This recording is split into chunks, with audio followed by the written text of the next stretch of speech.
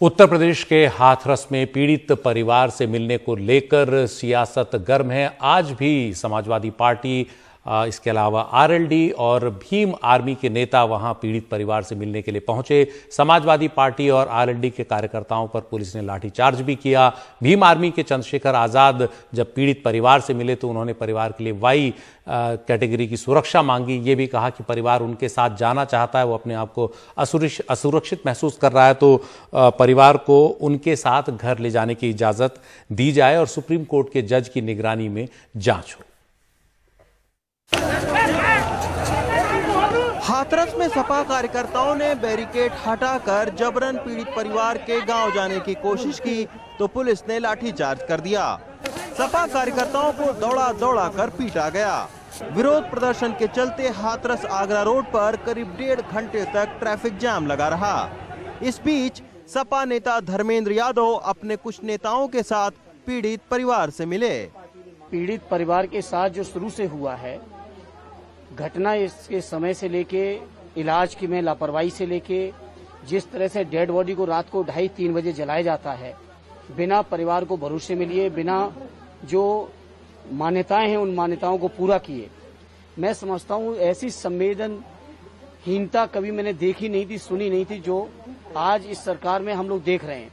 इसीलिए हम लोग समाजवादी पार्टी की तरफ से भी मांग है, परिवार की भी यही मांग है कि सर्वोच्च न्यायालय के सिटिंग जज से जांच होनी चाहिए, जिससे सच्चाई तक पहुंचा जा सके और दोषियों के खिलाफ कठोरतम कार्रवाई होनी चाहिए। ये समाजवादी पार्टी की मांग है।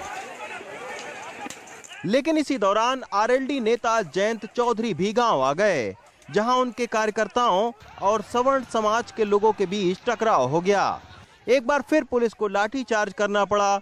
जयंत चौधरी भी लाठीचार्ज की चपेट में आ गए। जो मुख्यमंत्री बात कह रहे हैं कि इनका नार्को किया जाएगा, सुप्रीम कोर्ट के स्पष्ट आदेश हैं।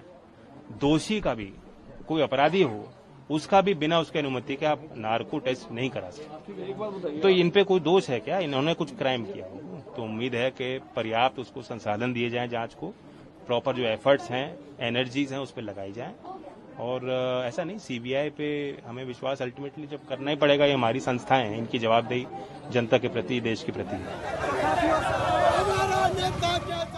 लेकिन ये सिलसिला यही नहीं थमा। भीम आर्मी के प्रमुख चंद्रशेखर आजाद भी काफी मशक्कत के बाद गांव पहुंचे। पुलिस ने हाथरस से पहले ही उनका काफिला रोक दिया था, जिसके बाद वो पैदल ही चल पड़े और आखिरकार पीड़ित के गांव पहुंच गए। उन्होंने पीड़ित परिवार को वाई श्रेणी की सुरक्षा देने की मांग की। कहा कि आरोपियों को बचाने के लिए लगातार पंचायतें हो रही हैं, जबकि धारा 144 लगी है। पीड़ित परिवार के पास आने से रोकने का पुलिस का कोई मतलब नहीं बनता है। अगर हम इनके पास आएंगे नहीं, इनकी बात को सुनेंगे नहीं, तो आपसे क्या रखेंगे और पूरे देश को क्या बताएंगे? हम इस समाज का नेतृत्व करते हैं। हमारा परिवार यहाँ सुरक्षित नहीं है। जब इस देश में बहन बेटियों पर कोई आपत्ति आती है, जब कंगना रनावत को वायु श्रेणी की सुरक्षा मिल सकती है, तो जहां ये हालात है कि यहाँ 2-2 किलोमीटर में पंचायतें हो रही हैं, अपराधियों के पक्ष में पंचायतें हो रही हैं, यहाँ पथराव भी हो रहा है, धमकियां दी जा रही है, हमारा परिवार यहाँ सुरक्षित नहीं है। मैं सरकार से परिवार के लिए वायु श्रेणी सुरक्षा की मांग करता हूँ। जिले में धारा 144 लगे होने के बावजूद पीड़िता के गांव से 10 किलोमीटर दूर बीजेपी के पूर्व विधायक राजबीर सिंह के घर बैठक हुई, जिसमें सैकड़ों लोग इकट्ठा हुए। यहां पुलिस तमाशबीन बनी रही और मीटिंग चलती रही। पूर्व विधायक को अपने ही सरकार की एसआईटी जांच पर भरोसा नहीं था। धारा 144 जो है वो सार्वजनिक जगह के लिए है। ये मेरा घर है और लोग धन्यवाद देने के लिए आ रहे हैं। एक तरफ इस मामले को लेकर सियासी माहौल गर्म रहा तो दूसरी ओर एसआईटी अब भी इस मामले की जांच कर रही है। हालांकि पीड़ित परिवार को एसआईटी की जांच पर भरोसा नहीं है। वहीं सीबीआई ने अब तक अपनी जांच शुरू नहीं की है।